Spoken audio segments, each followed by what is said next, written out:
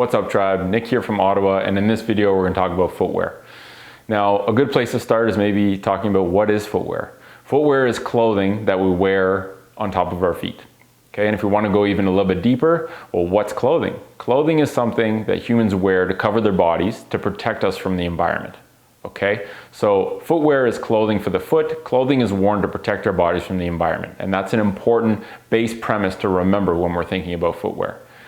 An important principle to also keep in mind is something called the SAID principle, S-A-I-D, SAID. And if you work in health and wellness, you might have heard of this principle before, but essentially that stands for specific adaptation to impose demand. And what it really means is that our bodies adapt based on what we expose them to. So if you expose your body to a lot of movement, your body is going to maintain the ability to move. If you expose your body to a lack of movement, your body loses the ability to move. It adapts based on what you expose it to. Okay, and that's very important. Now, when we talk about footwear, we can contrast two different categories of footwear. Over here, we have natural footwear. And natural footwear essentially describes footwear that protects your foot from damage, but doesn't inhibit any of its natural function. So your feet can still work like they would as if they were barefoot, but the footwear protects your foot from damage, which is the core purpose of footwear. On the other side of that coin, you have conventional footwear or fashion footwear. And essentially, this is footwear that's worn for the purposes of look or aesthetic.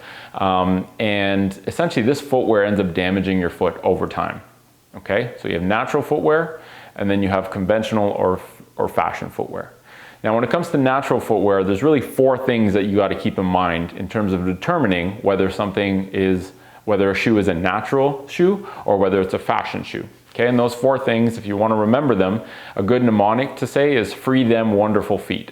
Okay, F-T-W-F. Now, what do those stand for? The first F stands for flat. So you don't want, if this is my toes, you don't want the heel of the shoe to be higher than the toes. That effectively puts you on a ramp, messes with your ankle position, how you shift your weight or how you carry your weight through your foot. And there's really no need for a heel lift in shoes. Okay, running shoes will put it in there as a way to sneak cushioning in there, but it really does damage your overall positioning and your ankle mobility over time. So natural footwear is flat. The heel and the forefoot are at the same height. Okay, T is thin. The thinner the sole you have on a shoe, the better. Your foot is a sensor. It's designed to take in sensory input from the environment. In order to get that sensory input, you have to have as thin of a barrier as possible so that your feet can still feel the ground, but be protected from potential damage from it. So that's free, them is flat and thin. W is wide. The widest part of a human foot is the tip of the toes. Okay, if you look at a baby's foot, you'll see that that's the widest part of their foot. And most conventional or fashion footwear tapers into a point. So you take a foot that's supposed to fan out and you stick it in a shoe that goes into a point, and you're going to develop problems. And some of those problems are things like bunions, where your big toe starts to creep in, Morton's neuroma, where a nerve between two of the bones of your foot starts to get compressed.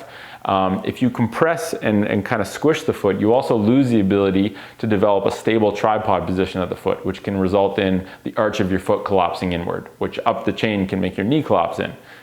The point there is find a shoe that's widest at the tip of the toes and that is no narrower than your foot is when you're barefoot. So that's the W. And then the last F is flexible. In each of your feet, you have 33 joints. All of those joints are supposed to move. And when you wear a shoe that's stiff, you end up disabling motion at those joints. Specific adaptation to impose demand. If you're not letting the joints of your foot move, those joints end up becoming stiff over time. And a stiff foot ends up being a weak foot because the muscles don't have a job to do. And a stiff, weak foot ends up being a painful foot over time. Okay, so you want to make sure your shoes are flexible. I like to grab a shoe, twist it, bend it. If there's any resistance to that motion, then over time it's going to create a stiff foot. Okay, so that's natural footwear. Free, them, wonderful feet.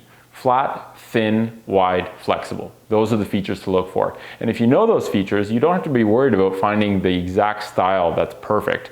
All you have to do is put every shoe that you might potentially be looking at buying through those criteria. And the more boxes you can check off, the better that shoe is going to be for your foot. Now, if you're looking for a list of styles, we started selling footwear at tfc-shop.com as a way to essentially put out options that we deem as healthy and natural for the foot. So you can check that out. You can also go to thefootcollective.com and click on partner companies, and there's a list of companies that we align with, most of which are footwear. And by buying using that discount code or that link on that page, you essentially will get some sort of discount or freebie from the company as being part of the TFC community. And a portion of the revenue generated also goes back to TFC so that we can fund the development and the hosting of TFC apps, so we can keep it free forever and avoid having to plaster it with ads. Okay, so when it comes to footwear, spend time barefoot. If you need to protect your feet, wear natural footwear. Prioritize those 4 features in your footwear, and you'll be doing plenty of work without even trying to kind of work to restore resilient, strong, pain-free feet for the rest of your life. Thanks for listening. Catch you in the next video.